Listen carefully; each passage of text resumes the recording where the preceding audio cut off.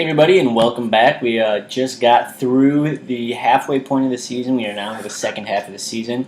7 games down, 6 to go. So we're just going to give a quick update here of what's come for the rest of the season. But more importantly, in this episode, we want to focus on what's at stake in the week ahead. This week, week 8 rather, is rivalry week here in the FFL. This is something that we set up last year, so this is going to be the second annual rivalry week here in the FFL. And first, we're just going to run through each of the rivalries this week and kind of talk about them real briefly. So first, we have the King of the Elders. Used to be King of the Capital between Brad Swenson and Ben Perman. However, Ben Perman is now in Florida, so it's not really King of the Capital, but it is still the two oldest owners in the league. And obviously, with age comes wisdom. These two teams are number one in each of their respective divisions, so this is going to be a great game of the week. Huge game to watch. They've each been on a tear lately. Ben Perman with 5 straight wins. Brad comes in with 2 wins, but he is leading his division nonetheless. Next is the Beast of the Northeast. This is between Nate Theory and Jeremy Andrick. Jeremy Andrick is extremely far east now, but it's obviously done something special for him because he is definitely the stronger team in this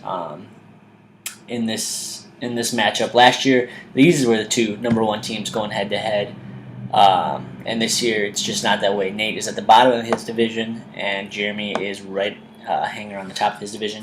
I'm going to give this one to Andrick and his gentleman from London there. The next is the Man of Milwaukee. Brett Swenson is really the only one who lives in Milwaukee, but Kyle's still attending school there, is a part-time habitant of the city of Milwaukee. Regardless of who lives where, this one's going to go to Kyle Willer. The projections probably don't say it this week, but the Macaques, no matter what they do, no matter what the projections say, actually, the Macaques are going to get their butts kicked. That's just something we've come to expect from this team. Moving on to the Fountain of Youth, the battle over the Fountain of Youth. This one comes from our youngest players in the league, Keith Andrick and Ethan Willer. Both teams have been dreadfully awful, but Keith Andrick is always on the lucky side of things, and Ethan Willer is always on the unlucky side of things. So we expect Keith to come away with a victory here because of his style of play, because of his luck. But regardless, a battle of two very awful teams this year. And finally, we have the Virgins. Ironically, Nate Christensen is in this battle. We won't get into his sister, but moving on. So we have the Battle of the Virgins. Mike Hoffman versus Nate Christensen. Both teams are coming in, kind of not really. They haven't really established themselves as teams yet, but they've also haven't been terrible this year. They've each been kind of subpar. The winner of this one will move to 4-4 and will stay in the fight for the playoffs. The loser is probably going to have a very tough time reaching the playoffs. So, with that being said, we are looking forward to rivalry week. It's one of the biggest weeks here in the FFL next to the playoffs.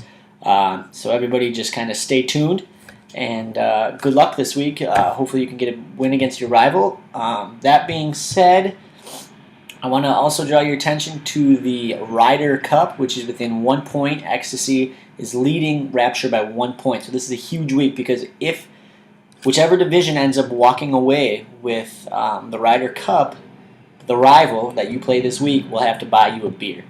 So after this week, there's just 5 matchups left in the Ryder Cup. So get your wins in now because they're going to be important down the road. So everybody, once again, good luck on rivalry week, and good luck on the second half of the season.